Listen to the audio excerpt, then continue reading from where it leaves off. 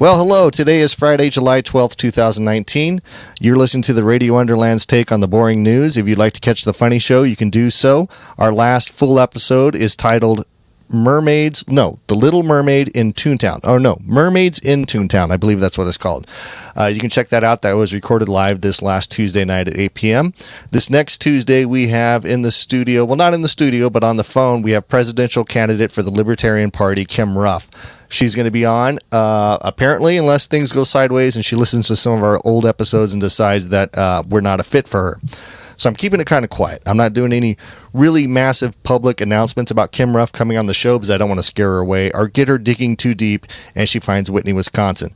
Either way, that will be this next Tuesday live, 8 p.m. Pacific Standard Time on Facebook. Just look for Radio Underland. Now here we go on to the boring news.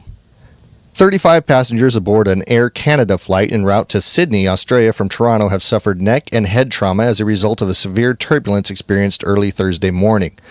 Passengers describe a bang that sent them into the ceilings in some rows. Oxygen masks deployed. At the time, the seatbelt sign had not been engaged. The flight diverted back to Honolulu, having flown past it roughly 2 hours earlier. Los Angeles Police Chief Michael Moore wants to eliminate bench warrants older than 5 years for those living on the streets. Homelessness is up a whopping 16% in LA over the last year, according to the Associated Press. Bench warrants are for minor infractions like public intoxication or impeding a public walkway. He argues that eliminating those will free up hundreds of dollars in potential fines that will help those affected use public assistance to get back on their feet. Tropical Storm Barry is headed for the Gulf Coast states and may form into a full hurricane before making landfall. Regardless, meteorologists expect storm surges and rainfall flooding across the northern Gulf Coast and lower Mississippi Valley. Shout out to the American Asshole of the Week. I nominated him myself. A Tallahassee area douchebag sheriff deputy has been arrested for planning and manipulating evidence in at least 52 cases. Reason Magazine has unearthed body cam footage that shows its reprehensible Zach Wester lying about the result of drug tests and even planting bags of drugs during searches of vehicles. No word yet on the deputy's motives, other than he was a manipulative piece of shit with no moral compass and should be locked away for a very long time. My personal opinion is he should serve and pay 10 times that of the fines and time placed on the people that he framed. What a fucking douche. Ever get that feeling that someone is listening to your private conversations? Well, you're not paranoid, and it's not just the legal weed you have been smoking. Google has admitted to listening to selected audio files recorded by its home smart speakers. But they assert there's nothing nefarious going on. The anonymous recordings were transcribed and reviewed by linguistic experts in an attempt to better improve the artificial intelligence platform. There was no way for them to know who was speaking, so anonymity was fairly well preserved. In the pissing contest that is helping to usher in World War III, a coalition of U.S. allied ships will create an armada that protects oil tankers near the Strait of Hormuz, the Telegraph reports. American military leaders are determining which countries will join. American command ships would lead surveillance efforts and support ships from other countries and would help provide a safe passage from Iranian or Iranian-supported ships that may try to seize or take down the vessels. New developments in the Washington, D.C. pedophile/sex trafficking of minors developments headed by, allegedly, Jeffrey Epstein. His lawyers have proposed that he stay under house arrest during the trial. Because when you're rich, you deserve to just be on house arrest, even if you've done atrocious things, allegedly. Epstein's $77 million Manhattan mansion is one of the biggest in the city, and he'd also be on GPS monitoring and deregister his private jet. The judge will rule on the bond on Monday. Let's just wait and hold our breath to see how many judges, along with politicians, Mr. Epstein has in his money-lined pockets. In related monkey news, Coco the chimp is back from Skopje, North Macedonia. The chimp had gone to the Netherlands for a 10-year stay to treat depression. His principal handler says Coco recognized him right away. 2 men have been detained after hopping the security fence guarding a nuclear reactor near San Francisco on Wednesday. The GE Hitachi research reactor uses highly enriched uranium for power. the same material used in atomic weapons. Only a handful of plants use that kind of radioactive fuel. No word yet on who the men are or what their motive may have been. A Gulfstream jet crew has flown around the world in record time. The team they didn't circumcision, that's for sure. They circumnavigated the North and South Poles in 46 hours, 39 minutes, and 38 seconds, launching and landing at Kennedy Space Center to commemorate the 50th anniversary of Apollo 11 moon landing. Their time is 6 hours better than the previous record set in 2008. Stops along the way were in Kazakhstan, Mauritius, and Chile. Denise Nickerson has died. The actress, best known for playing Violet in Willy Wonka and the Chocolate Factory, was taken off life support Wednesday and passed away later that night. On Monday, Denise, who had suffered a stroke last year, reportedly got into her meds and took as many as she could. Her family then rushed her to the ER, where she was diagnosed with pneumonia. The following day, she suffered a massive seizure, which is when doctors put her on life support. Her condition only worsened as the week went on, so her family made the painful decision to take her off the respirators and remove her IVs. She was 62. In Hollywood news, Mike Fleiss has filed for divorce. The Bachelor creator, whose net worth is around $100 million, reportedly has a prenup with his wife, Laura Capepler, something like that, and has asked for joint legal and physical custody of their 4-year-old son. The couple, who were married in 2014, had none other than Bachelor host Chris Harrison officiate the nuptials. No word yet if he will be the MC at the upcoming dueling divorce parties. Heidi Klum, who is 46, keyword 46, is married and has been for a while now. The supermodel and her German rocker husband, Tom Kaulitz, who is 29, pulled off a secret marriage in February of this year, according to public documents. This is Heidi's third marriage after Seal, Rick Pepino, and Tom's second marriage. Tom doesn't have any kids, while Heidi has 4 from her previous relationships. The feud between House Speaker Nancy Pelosi and Alexandria Ocasio-Cortez is ratcheting up yet again. See what I did there with ratchet because of...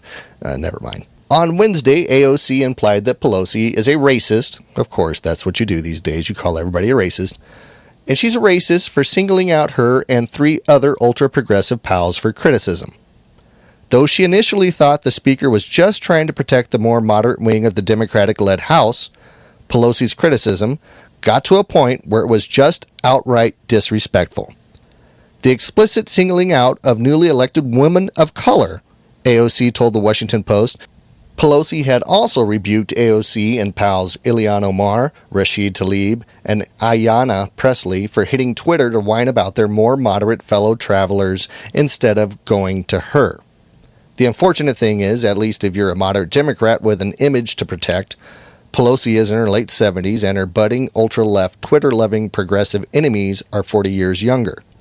My personal stance on this is that Pelosi and AOC, they just need to slip into bikinis and wrestle it out in real mud instead of slinging it online through Twitter. And while we are talking about ratchets making ratchet decisions in the White House, let's just move on to our next AOC story. AOC is now proposing eliminating the entire Department of Homeland Security. The department, which was established as a part of a reorganization of the federal government after 9/11, is in charge of protecting the United States. But it has to go, AOC says, because it threatens American civil liberties. Creating it was a huge mistake, the New York Congresswoman insisted on a WNYC podcast.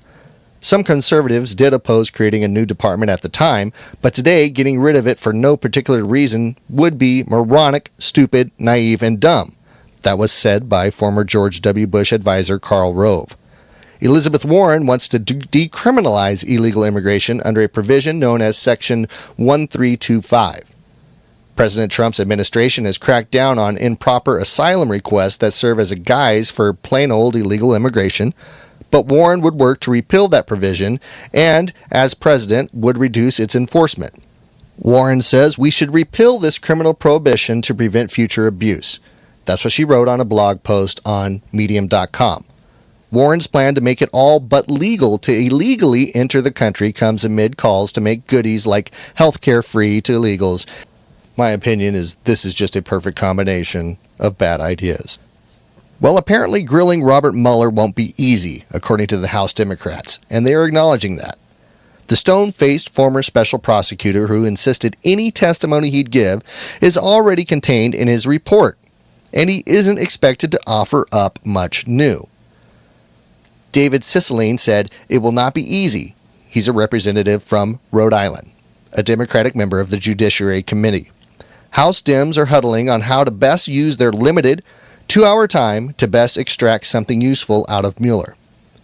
In the words of En Vogue, they're never going to get it, never going to get it, no, no, no, no. In immigration news, hundreds of thousands of illegal immigrants are being released into the country, despite stricter enforcement of immigration laws by the Trump administration. That will lead to a 10% surge in the population of Hispanics here illegally, according to Princeton policy advisors. And by the year end, nearly 300,000 migrant children are expected to enter the country and will enter the public school system, adding to the strain already put on the nearly all public services by so many. And I'm going to say it, refugees flooding the southern border. This is an issue, and doing nothing will continue to cripple the U.S. infrastructure that tax-paying citizens are flipping the bill for. There's a shakeup at NASA as the agency tries to figure out how to meet President Trump's goal of returning astronauts to the moon. Namely, William Gerstenmaier has been removed as head of the agency's Human Exploration Office as of Wednesday. NASA Administrator Jim Bridenstine said Gerstenmaier will be demoted to work under his former Deputy Administrator Jim Morehard. The change comes amid White House frustration with problems plaguing the agency and slowing efforts to return a manned mission to the moon, a launching point for manned missions to Mars. While today it seems impossible for NASA's HR to figure out who should be in which office, the first human being set foot on the moon just shy of 50 years ago to the day, July 20th, 1969. In a March speech, Vice President Mike Pence tried to address the agency's ho-hum attitude towards its formerly historic mission. It's not just competition against our adversaries, he said. We are also racing against our own worst enemy, complacency. The federal deficit widened by 23% in the first 9 months. Hip-hop, hooray. The Wall Street Journal reports the feds collected $2.6 trillion, which is a 3% increase driven mostly by higher corporate tax revenue, but the higher military spending and interest payments on the massive $22 trillion debt drove spending up 7% for a $747 billion deficit over just the first 9 months. In a seemingly random Twitter tirade, President Trump rallied against fake news on Thursday morning. In a string of tweets ahead of the White House social media summit, the president assailed traditional news media for its tremendous dishonesty, bias, discrimination, and suppression. Social media is the future, he said, adding that the media now thrives off Trump hatred so much these days that they'll go out of business once he leaves office. President Trump did hold that social media summit at the White House on Thursday, and it nearly devolved into a WWE championship match. He was just missing some ladders in a cage. While Trump announced that he would no longer pursue a citizenship question on the next census, pro-Trump pundit Sebastian Gorka nearly got into a brawl with a correspondent from Playboy magazine, Brian Kareem. Gorka called the writer a punk, as the situation nearly came to blows. Another attendee and Trump pundit, Mark Dice, also shouted at CNN Grandmaster-in-Chief Jim Acosta, and Gorka referred to most reporters as asshats. What a time to be alive, huh, folks? As we watch our political system turn into the Jersey Shore. Come on. Need to start calling the Donald the situation Trump. For those of you out there that only have the lottery as a retirement account, well, good news, your investments are growing because nobody won on Tuesday night's Mega Millions drawing. The next drawing is Friday for $121 million, and Saturday's Powerball drawing will be for $194 million. In entertainment news, where Americans love to push idiots into the, spotlight and becoming millionaires, Danielle Bregoli, catch me outside. Well, she signed a seven-figure deal with a publishing company. The 16-year-old, who is also known as Bahad Bobby, signed a $1 million exclusive songwriter and co-publishing agreement on June 12th with Pulse Music Group. On top of the $1 million, she will also get at least 70% of her future record sales. And that's including licensing fees and digital streaming. This shit is exactly what's wrong with America. Catch me outside. How about that? Janelle Evans' husband, David Eason, will not face charges for killing their family dog, according to investigators. They are halfway through their findings. Janelle switched up her story, saying the whole thing was a PR stunt. What an idiot. The original story was that the French bulldog nipped at the couple's 2-year-old daughter, and an enraged David then took the dog out back and shot it. The new story is that Janelle never saw the dog get shot, and it isn't even sure she heard a gunshot. Due to lack of evidence of an animal being killed on the property, and Janelle's recant, the whole situation has been wrapped up. Investigators believe the former teen mom just wants the whole thing to go away, especially because the incident originally caused the couple's kids to be removed from their home by CPS. They recently gained the kids back into custody and don't want to risk losing them again. ABC's How to Get Away with Murder will be ending with its upcoming 6th season. Carrie Burke, president of ABC Entertainment, released a statement announcing the news while also thanking Viola Davis for her unforgettable portrayal of an iconic female anti-hero, Annalise Keating. The final season begins Thursday, September 26th on ABC. Ja Rule. One of my favorites, Ja Rule, is still on the hook for allegedly defrauding thousands of Fyre Festival ticket buyers. The singer filed a motion to dismiss the class action lawsuit filed by ticket holders and attendees, which stated that he falsely advertised the music fest with social media posts promoting the event, but the judge said no. A tweet that Ja sent the day before the event kicked off that stated all was in order, when in fact all that was there was some cheese sandwiches, is what led to the judge's lack of sympathy for Ja Rule. Justin Bieber wants to be a dad. Just not quite yet. The 25-year-old expressed his daddy desire in a new Instagram post, writing about one day doing daddy-daughter dates, while adding he is not in a rush and wants to enjoy his one-on-one dates with his wife, Hailey Bieber, for a while, just a little bit more. In today's things that married women should keep to themselves if they had a shred of decency, Miley Cyrus has admitted that although she is married to Liam Hemsworth, she is still attracted to women. The 26-year-old told Elle magazine that people are often confused by her complex and modern marriage. She added, I made a partner decision that is the person I feel has my back the most. I definitely don't fit into a stereotypical wife role. I don't even like that word. The couple tied the knot last December after years of on-again, off-again relationships. Miranda Lambert recently gifted a few $1,000s to an animal shelter in Plymouth County, Massachusetts. According to the shelter's executive director, the donation allowed them to waive adoption fees, which resulted in more people in the door to find their future forever pets. The funds actually came from the country singer's nonprofit, Miranda's Mutt Nation Foundation, which she founded 10 years ago with her mom. The organization promotes adoption while donating money and resources to well-run shelters. A$AP Rocky had to cancel his European festival performance and several other upcoming tour dates because he can't do it from behind bars. The rapper's management team told TMZ that he'll be detained for an unknown period of time for acting in self-defense during an altercation that took place. Jade Roper Tolbert is clapping back at internet trolls. The Bachelor in Paradise alumni sent a direct reminder to fans that she knows her daughter best, after one follower sent her a message saying her daughter, Emerson, was kind of showing signs of autism. Other followers pushed back, telling Jade that she shares her family's life on social media, so she should understand that people are going to comment. To which the soon-to-be mom of two replied, you don't get to go rogue because you're behind a keyboard. So, have fun with that, Jade, fighting the internet trolls. Tracy Morgan left viewers and audience members of the 2019 ESPY Awards cringing. The comedian who hosted the annual bash was called boring and excruciatingly awful. Most were not impressed that he seemed to make the show all about him, talking about how the huge payout he received after he was struck by a Walmart truck in 2014. One sensitive millennial on Twitter called out the fact that Tracy shouldn't use an accident in which someone died as a comedy bit.